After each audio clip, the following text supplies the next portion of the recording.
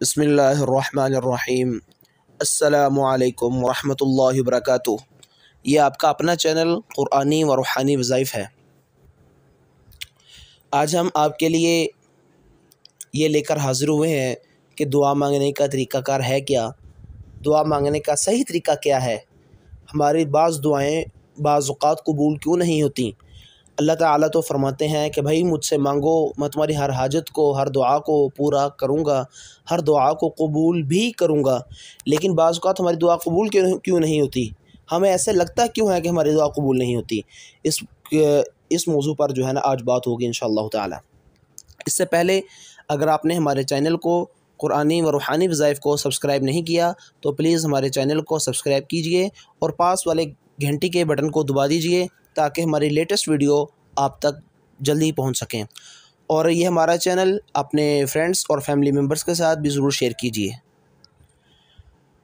اللہ تعالیٰ تو یہ فرماتے ہیں کہ بھائی مجھ سے دعا مانگو، میں تو اپنے بندوں کی دعاؤں کو ضرور قبول کرتا ہوں۔ تو پھر ہماری دعا قبول کیوں نہیں ہوتی؟ جہاں بھی ہماری 2-3 مائیں بہنیں بیٹیاں مل جائیں، کہیں فنکشن پہ جائیں، کہیں آگے پیچھے جائیں، یا ہمارے 2-3 آدمی بھائی حضرات کہیں مل جائیں، تو ہماری آپس میں یہی بات ہوتی ہے کہ پتہ نہیں میرے ساتھ ایسا کیوں ہو رہا، میری دعا قبول نہیں ہو رہی، میرے اوپر اتنے برے حالات کیوں، ایسا ویسا آج کل ہم بولتے رہتے ہیں۔ اور بعض اوقات ہم شکوے بھی لگ جاتے ہیں اللہ تعالیٰ کے ذات پر، شکوے، پتہ نہیں اللہ تعالیٰ میری سنتا ہی نہیں، پتہ نہیں کی ہو گیا۔ پنجابی میں اکثر مائیوں بہنوں کو میں نے یہ سنا یہ کہتے ہوئے، پتہ نہیں اللہ میاں ساڑی سنتا ہی نہیں، کیا ہوا؟ بھائی اس طرح کے شکوے اللہ تعالیٰ کے ذات کے ساتھ کرنے ٹھیک نہیں ہیں۔ اللہ تعالیٰ فرماتے ہیں الدعاء مخ العبادہ، دعا عبادت کا مغز ہے، اور اللہ تعالیٰ ہر اس دعا کو قبول فرماتے ہیں۔ دعا مانگنے کا طریقہ کار کیا ہے؟ ہم اصل میں دعا کے طریقہ کار کو بھول گئے۔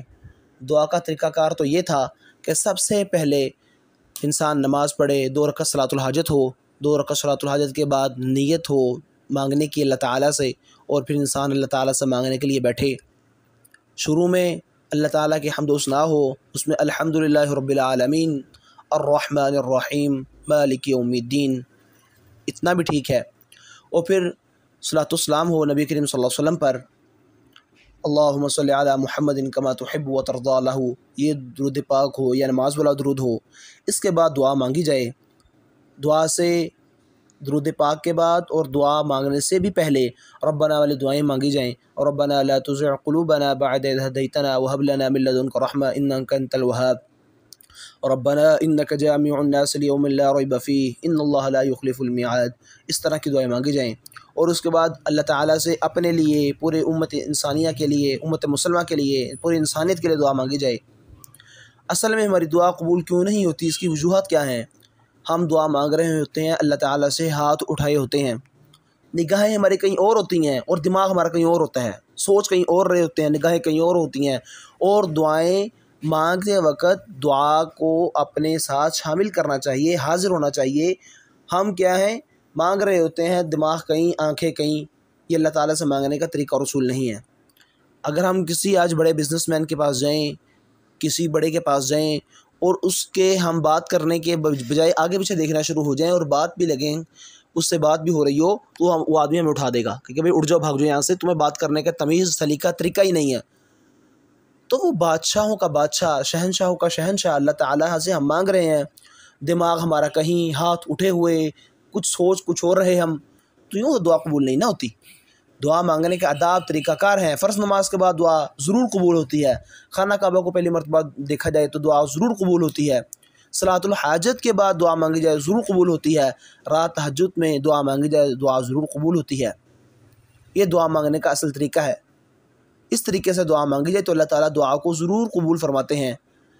ہم دعا مانگنا شروع ہو جاتے ہیں، یا اللہ یہ بھی دے دے، یا اللہ یہ بھی دے دے، یہ تو ٹھیک ہے، لیکن اس سے پہلے اللہ تعالیٰ نے کی حمد و ثنا ہو، کیونکہ انہوں نے ساری کائنات کو بنایا، ہمارے بڑے، ہمارے بادشاہوں کے بادشاہ وہی ہیں، تو ان کی پہلے حمد و ثنا ہو، اس کے بعد سرور دو عالم صلی اللہ علیہ وسلم پر درود و سلام ہو، اس کے بعد اپنی حاجت کو مانگا جائے، اور آخر میں پھر درود پاک ہو، اور پھر اجمعین کہہ کے اپنی دعا کو ختم کیا جائے۔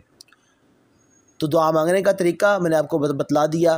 آہستہ آہستہ اپنی دعا کو ٹھیک کیجئے، اپنے لیے دعا مانگیے، اپنے بہن بھائیوں کے لیے دعا مانگیے، اپنے بیوی بچوں کے لیے دعا مانگیے، پورے امت مسلمہ کے لیے دعا مانگیے، اللہ تعالیٰ سے ہر کچھ مانگیے۔ حدیث پاک میں یہ بھی آتا ہے کہ اگر تمہارا جوتی کا تسمہ بھی ٹوٹ جائے تو وہ بھی اللہ تعالیٰ سے مانگو۔